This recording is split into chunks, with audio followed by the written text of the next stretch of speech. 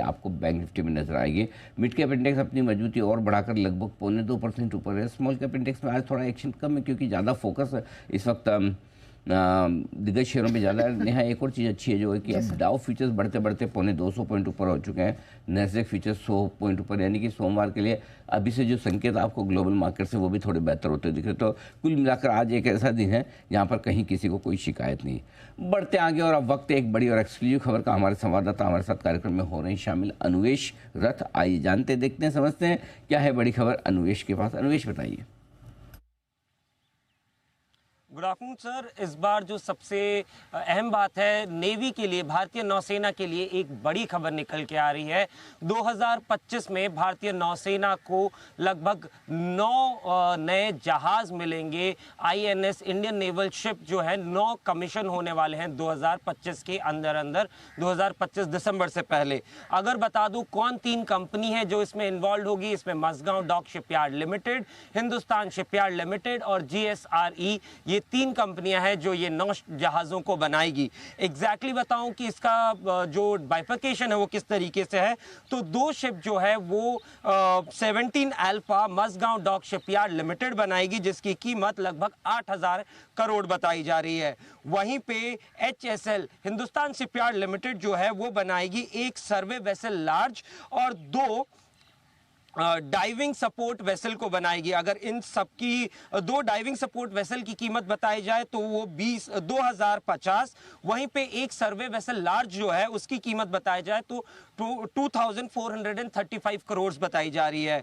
वहीं पे अगर आप बात करें जीएसआरई बनाएगी 3 एसडब्ल्यू सेलो वाटर वेसल्स और इसकी कीमत अगर बताई जाए तो 8 का कॉन्ट्रैक्ट मिला है जिसमें से 3 2025 में इनॉग्रेट कमीशन होने वाले हैं। तो 8 की जो कीमत थी वो 6,311 करोड़ थी, 6,311.32 करोड़ थी। वहीं पे 3 जहाज की अगर बात करें तो वो 2,366 करोड़ बताई जा रही है।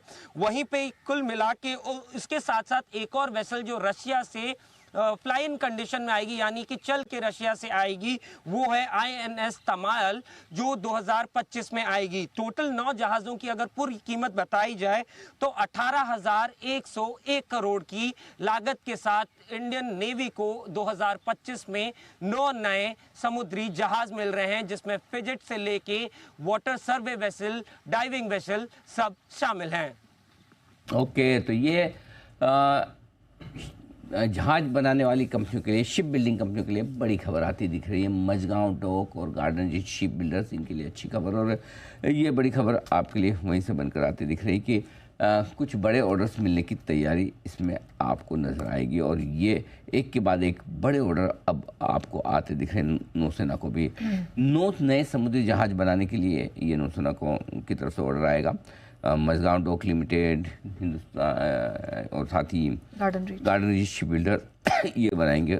8,000 करोड़ का ऑर्डर मझगांव डॉक को मिल सकता है और गार्डन रिच शिप बिल्डर्स को भी करीबन 2,300-2,400 करोड़ के ऑर्डर्स मिल सकते हैं। कुल मिलाकर ऑर्डर 18,000 करोड़ का। लेकिन सबसे बड़ा ऑर्डर अगर किसी को मिलने जा रहा है तो वो है आपके लिए मझगांव डॉक। ये सबसे बड़ी चीज़ है इस वक्त। तो बड़ा एक्शन होता हुआ दिख रहा है। और एक बार जरा इसी पर राय ली जाए सिरे साहब से। सिरे साहब, Mazagon Dock, Garden Reach Ship Builder दोनों को बड़े ऑर्डर मिलने की खबर है, क्या कहेंगे आप? नहीं, बिल्कुल अनिल जी, ये तो पूरा सेक्टर ही सुर्खियों में है। जब से हमने ऑपरेशन सिंदूर के बाद देखा कि इन सब स्टॉक्स में भी एक धुआंधार तेजी हुई है। और भारत में ऐसे भी डिफेंस एज अ सेक्टर बहुत ही अच्छा लगता है। जिस तरह से सरकार ने डिफेंस एक्सपोर्ट्स का भी एक अच्छा खासा टारगेट रखा है। पिछले साल कुछ 23,000 करोड़ का किया था और अब 50,000 करोड़ का एक्सपोर्ट की बातें हो रही है। और जो हमारे डोमेस्टिक मैन्युफैक्चरिंग को बढ़ावा देने के लिए जो मेक इन इंडिया की भी कैंपेन है, उसका भी एक बड़ा फायदा देखा जा रहा है। प्लस हमारी जो डिफेंस कंपनियों ने अपना प्रोग्रेस ऑपरेशन सिंदूर के दौरान दिखाया भी है।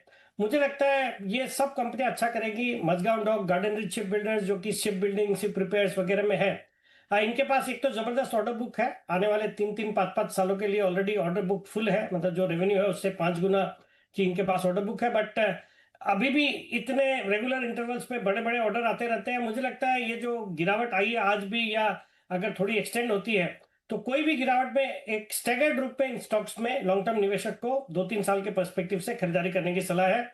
प्रिफर्ड पिक रहेगा Mazagon Dock within this shipbuilding segment. और बाकी HAL, BEL are my favourites from the defence space.